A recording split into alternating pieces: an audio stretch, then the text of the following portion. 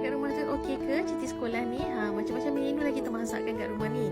Sampaikan kita buat naan cheese homemade. Dapat cheese dia betul tarik elok, memang sedap lah. Okey, tapi Nurul menggunakan tepung atar. Tepung atar ni biasa orang buat capati kan, tapi jangan risau, tepung ni macam-macam resipi boleh buat. Okey, ini bahan-bahan untuk buat dia punya dough. Korang ikut je resipi ni, confirm jadi macam yang Nurul buat ni. Lepas tu dah letak tepung semua, kita gaul-gaulkan dengan seluruh sekejap. Lepas tu baru kita uli dengan tangan. Uli sampai tak lekat tangan dekat dough lah. Dia ada lekat-lekat sikit tak apa. Tutup dan perak dalam masa 1 jam. Lepas tu dah ini dia punya sapuan dia. Kita buat butter garlic, letak tepi dulu.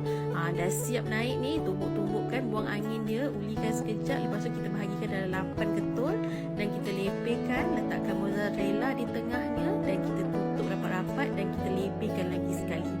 Sikit slow-slow je ni sebab tadi takut terkoyak. Okey, lepas tu pan tu dah panas, kita masak.